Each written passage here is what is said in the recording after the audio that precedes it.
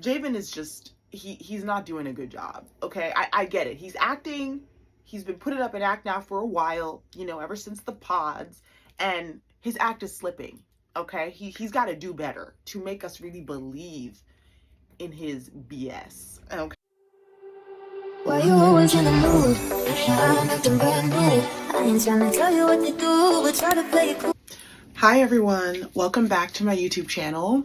So today I will be doing a review on Love is Blind UK episode 7. So they released episodes, I believe, 1 through 4, and then they released 6 through 8. I'm deciding to do episode 7 because I feel like this was the episode that it was a very, very good episode. So let me just jump right into this review. So it starts off, you see that Kieran plans a date for Ashley. Kieran plans a date for Megan, and they go to the Blackpool Tower, which is a place that Megan grew up dancing. So it was just a very thoughtful date idea. I love Kieran and Megan. I have not seen any really red flags from either of them. I think that they're both fundamentally, they seem like they're very well adjusted. They have a good head on their shoulders. And I feel like they're also both somewhat committed to this process. I do believe that they came in looking for marriage. I will be gutted if this doesn't work out. They're probably my favorite couple. So, yeah, they enjoyed the date, and I really hope that this one goes the long haul. So they're having the best time. They're always laughing together. And that's something that I think is super important, to be able to laugh with your partner. It then goes to Billy and Ashley. And Ashley decides to bring up what happened when they went food shopping. And I think it's a great thing that Ashley brought this up, because I think that it's something that they could have easily kind of glazed over and maybe didn't want to talk about. I actually felt like Billy was kind of downplaying his regimen. But I do think that it's tough, because one thing I'll say is I can tell that Billy's probably gotten to where he is with the army and his job and even his physique through discipline, self-control, and all these things are not bad, right? I think that where you have to be careful is that once you have a partner, you don't want to make them feel like they then have to get on that regimen, right? There has to be a sense of compromise. I personally think they're making this a bigger deal than it is. I think that Ashley can just simply have a sweets drawer or cupboard, and maybe she only has the lock to it. Problem solved. I don't know why this is a big deal.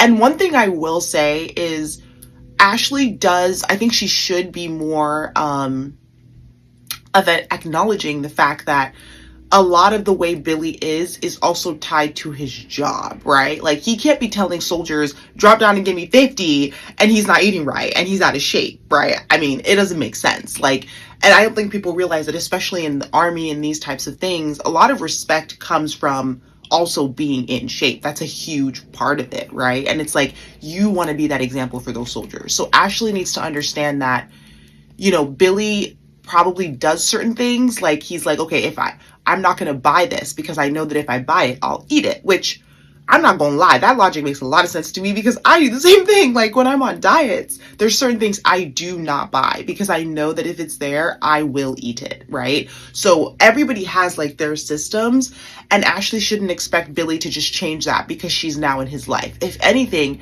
they need to find a compromise, something that just works for both of them. And to me, this is fundamentally very important, because every relationship goes through this. I know it's something small, you're thinking it's just food shopping, right? But it's a metaphor for other issues that they're going to have, right? How do they deal with this? What is the consensus they can come to so that both of them at the end are okay and happy, right? So I think that Billy is very regimented, but I don't necessarily think it's a bad thing. I just think that they have to find a middle ground in that, right? And Ashley shouldn't be feeling anxious, so maybe Billy does need to do some things to make it so that she feels comfortable, right? But hopefully they can work this out. Yeah, and then Ashley brings up that growing up she was very thin. and that she always wanted to gain weight because people would make fun of her for being really skinny. And I believe it. Ashley seems pretty small, and she looks like somebody who maybe doesn't really put on much weight. So when she was younger, I believe that she was probably even smaller. But mind you, I think that this story is irrelevant to the issue that they have at hand. Like, just because you used to be smaller and so like you're always trying to eat to gain weight doesn't mean that Billy, who has built this, you know, he's built a lot in terms of just his body, his fitness, his job, what he does. Is he supposed to throw all that out the window because now he has a fiance? Like, this story to me, I'm like, okay, Ashley, like, sure, I understand that, right? That like she clearly has no issues with like her body and like ever trying to restrict herself is basically, I think, what she's trying to say, and that's fine. But once again, she needs to respect the fact that Billy does do these things, right? And not just say, hey, you're stressing me out, hey, you're making me anxious, hey, no, like you both have to come to a middle ground, and that middle ground comes from a sense of understanding where each person is coming from. Okay, let me know your opinions on that, guys, but that's my opinion. And this is another reason, last thing I'll say, why some people struggle or don't like dating people in certain industries, meaning like people that are fit tend to want to date other people that are in the fitness industry, or like, and I know that like it shouldn't have to be that way, but I'm just trying to give you guys an example of how sometimes people don't really understand what it takes in that lifestyle, or they see people as too uptight, they start to judge them, you're too this, you're too that. But a lot of discipline and self-control is huge in the fitness industry, especially when you are serious about your fitness. So, and not everyone can understand that, right? Or even appreciate that. So I'm going to leave that there, but that's all I got to say about that. So moving on, it goes to Jed and Barta, and they meet Barta's friend. Okay. And Barta's friend, she don't play any games. Okay. She came in there and she was like, oh my gosh, I think Jed might have been a little scared. She's very strict and very protective of Barta, and there's nothing wrong with that. I think that, you know, she says that Barta has been through a lot in the past when it comes to men and dating. I'm curious to know what she means by that, because I don't want to say a lot of times, let me use my words wisely. Sometimes when women are dating, they do not make the best decisions. Okay. We all know this. Even I'm guilty of this too, guys. So I'm not saying, you know, I'm not pointing any fingers. I'm also the issue where I'll go find a guy, we'll be dating, and I damn well know this guy is not good for me, or there are red flags, right? Or there are things that I've ignored that I probably shouldn't have, right? And then I'm telling my friends what happened, and I'm explaining to them the situation, and low key, it's my fault, right? For ignoring certain things, right? And I'm sitting here stressing my friends out, telling them what this guy did, asking them what I should do. My friends are like, oh my God, girl. But bottom line is, sometimes I'm the issue, right? It's like, I'm not choosing the best. I'm not using my discernment the best. So I'm curious to know what happened with Barta. Like, is that what it is? Where it's like she was, you know, dating these guys, and then her friends are sitting here like having to hear all her stories. Or was it really like men just blindsiding her, you know, and messing up when she didn't really see any red flags? That's what I'm curious to know, but I don't know. That's a whole nother thing. So it seems like her friend has, you know, so they've been through a lot. And so one thing her friend said that I agree with was that she asked if they've had an argument yet. And obviously Jed and Barta say no. And she says that you guys need to have an argument. Like, that's huge. And I agree, because everything can be peaches and cream, right? They're in this like bubble of excitement from the experiment, from the show. But when people are angry and when people are stressed, that's when the real them comes out. Like, you see sometimes a completely different side to people when they're angry or when they're stressed out. So I agree with Barta. Like, it would be great. I'm not saying it would be great, but like it would be a good thing for them to have some kind of disagreement before actually walking down that aisle, for them to see how each of them kind of handles that, and if they're ready and able to work through things that they're not on the same page with, right? So I think that what she's saying makes sense, and I like Barta's friend because I like that she's not just going in there saying, oh my God, I'm so excited. I think that based on Barta's experience in the past, she's just very like apprehensive, right? And rightfully so. And I don't think that it has anything to do with Jed, which Jed is probably thinking that it does because he's meeting her for the first time. I think Barta's friend is reacting because of Barta's past experiences, right? So I think any guy that Barta brought back, she'd be looking at him like, you know? So that was interesting. Then we go over to Srova and Cal, and Srova's mom is stressing her out, okay? She is sending her long messages every day, according to Srova, and she doesn't really seem to trust her judgment, right? Or that's how Srova's feeling. Like, she just thinks she's done this and made this flimsy decision and hasn't really thought through it. And it sounds like she's not fully, like, really clearly on board with it, you know? So I think Srova needs to make the best decision for her. I know that she's the eldest out of her family, and I think the eldest child has a lot of burden to bear. I think that they also fall into this thing where they sometimes do not necessarily make choices for them, and they feel like they make choices more based on their family and how things look, and if this is something their family would approve of. And at a certain point, you gotta live for you. You got to do what you want to do. And I hope that that's what Srova does. I hope she makes the best decision for her, irregardless of that. So we then go over to Javin and Katisha, and we get to meet Javin's family for the first time. His family, first of all, seemed very sweet. I liked his sister. I liked his mom. I believe his mom cooked some kind of curry goat with rice and different. Oh, it looked really, really, really good. So Katisha says she wants to have dinner with Javin every night, ideally, you know? And I like that idea. I think it's having dinner every night is a good way to debrief from the day, a good way to talk. I mean, we all work. You don't get to spend time with your partner sometimes during the day. Javin says that he works late. So it means it would be tough for them to have dinner every night.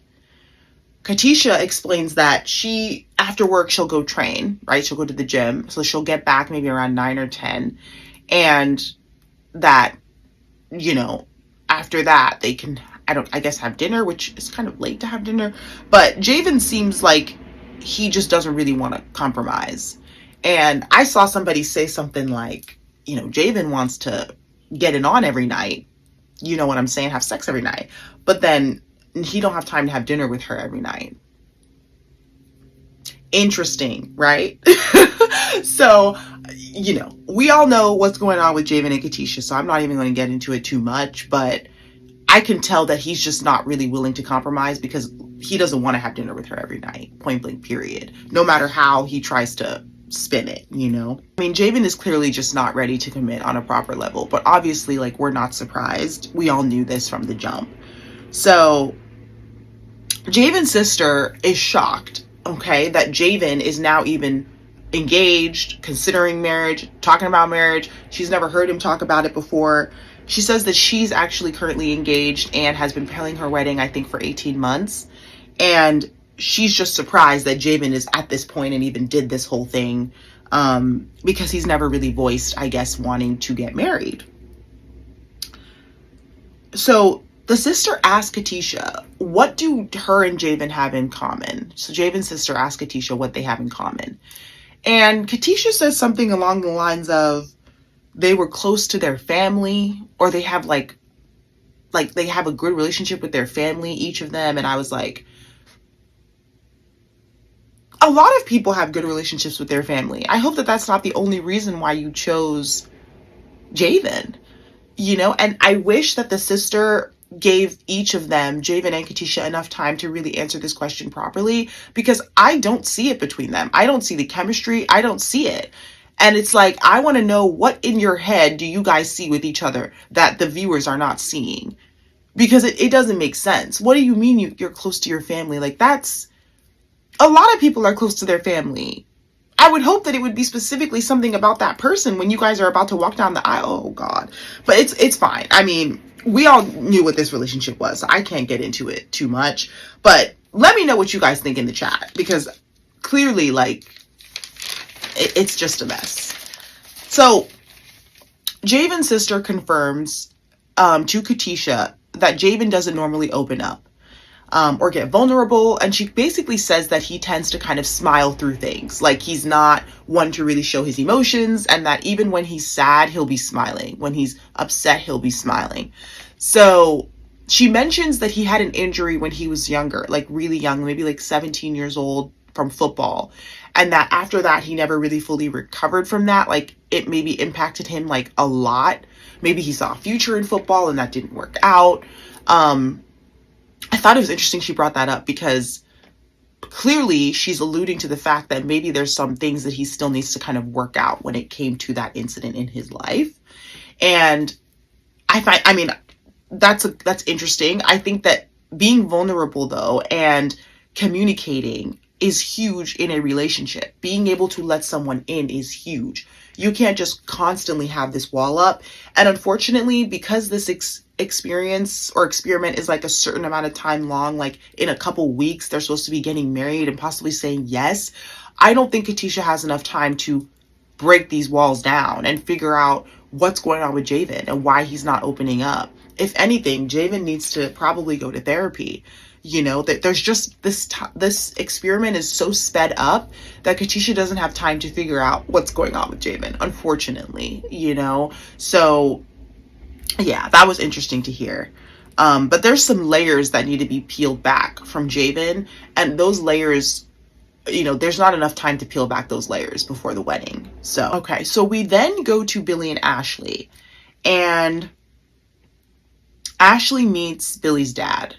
And Billy's dad says that Billy said that he did not want to come across an air hostess before going on the show.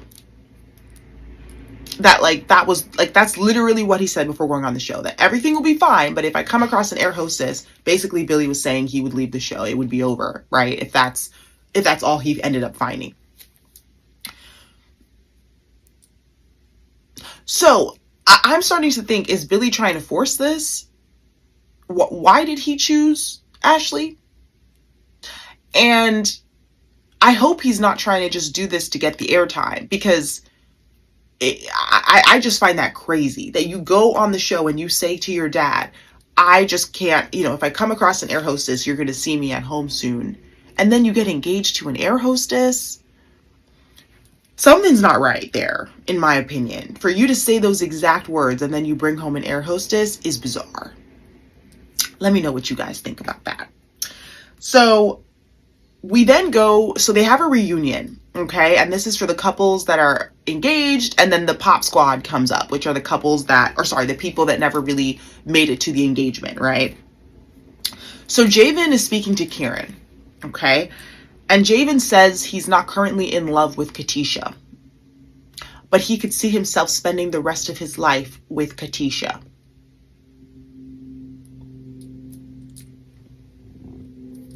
Guys, does that make any sense to you? He said he's not currently in love with Katisha, but he could spend the rest of his life with Katisha. I have to repeat it because this is just crazy.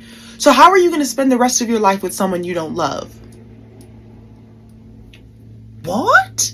And this is the thing about Javin, like he's just putting up an act, and it doesn't even make sense. He doesn't even make sense. I know he's just saying these things because the cameras are rolling and he's like, oh, you know, let me just say I'm not in love with her, but I still want to spend the rest of my life with her. Okay. That makes no sense. You do not, why would you want to spend the rest of your life with someone you don't currently love? How can you even say that for somebody you are currently not in love with, but you want to be with them forever? Javin is just, he's not doing a good job. Okay. I get it. He's acting. He's been putting up an act now for a while, you know, ever since the pods, and his act is slipping. Okay. He's got to do better to make us really believe in his BS. Okay. So that's all I'm going to say about that. I just don't know how, yeah. So it's crazy. Katisha needs to wake up because this is crazy. And I'm just disappointed in Katisha at this point. I know a lot of people are. I know a lot of viewers are. Okay, so then they have the reunion, and Anu, the reunion with the people that got engaged and then the previous members that didn't get engaged. Anu comes to the reunion and she intentionally doesn't hug Patrick on purpose. And I'm like, whatever. I mean, after what happened with them, I totally get it. I do think it's strange that she might still have animosity towards him, but we kind of understand why as time goes on. So Patrick wears like hair jewelry, it looks like. And there's no judgment here, but any guy that wears hair jewelry, I don't know if you can trust him. You just got to be careful when a guy shows up with hair jewelry. That's all I can say. So Javin says that he wished that he would have dated Anu more. Okay, interesting. I don't know why he's saying that now.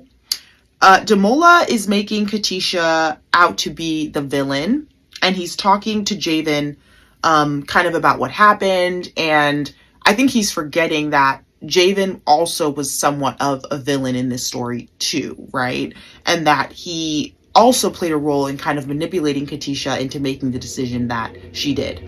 But I'm not saying that Katisha also should have been smart enough to know that Javin wasn't it. I agree. But he's kind of taking a lot of the blame completely away from Javin.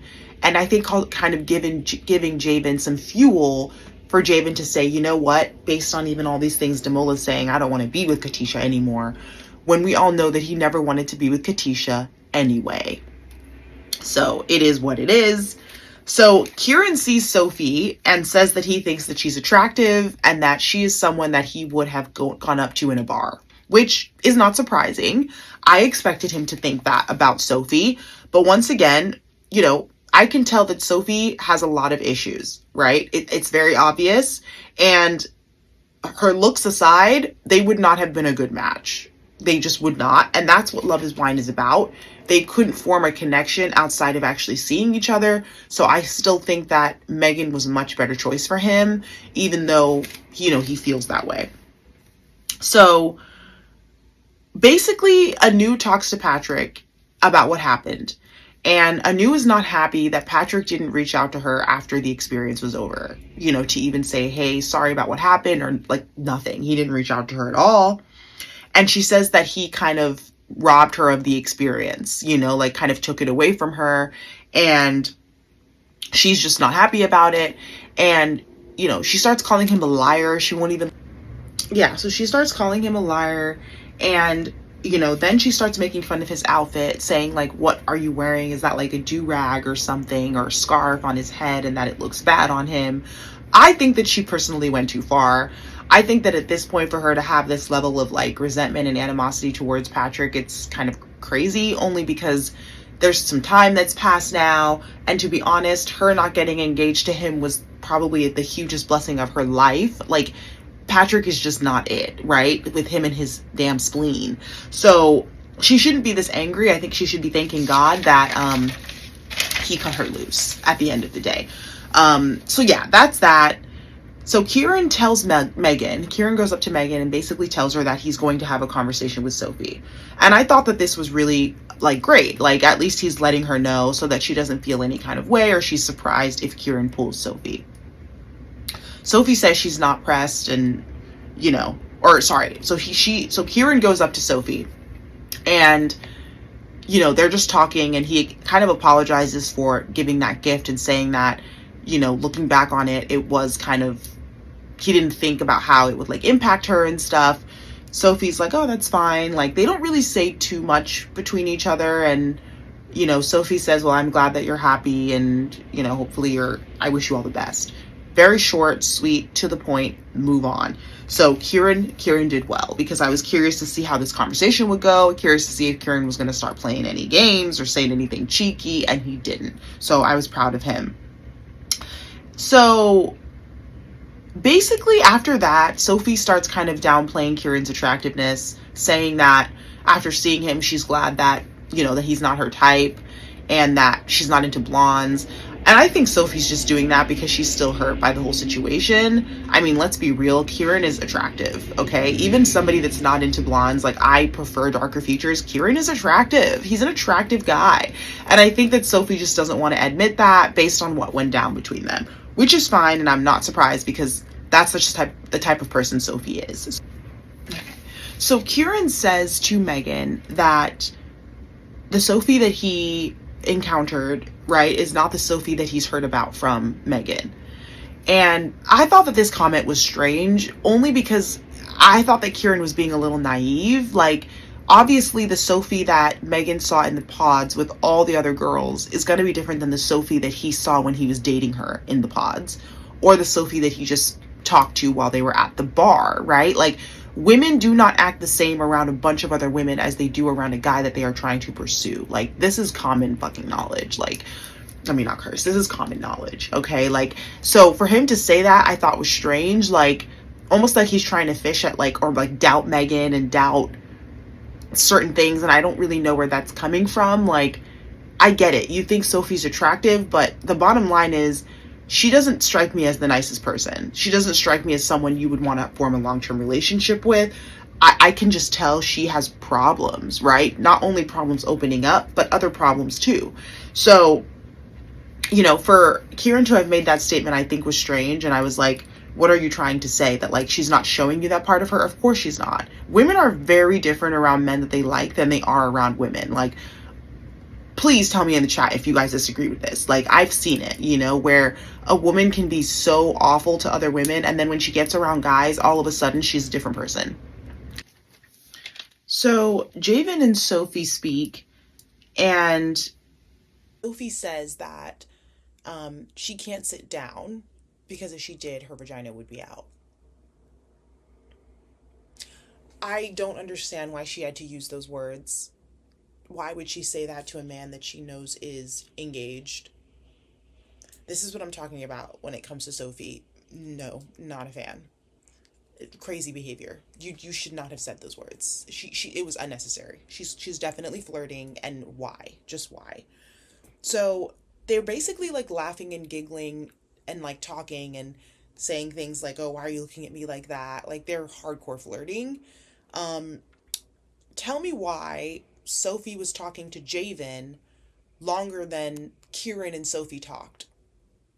Kieran and Sophie were the people that actually had a connection in the pods. But Javin and Sophie are here kikiing for so long. Katisha's obviously looking over like, what's going on? But why are we surprised, right? It's Javin. We expected this behavior. We all knew. So it is what it is.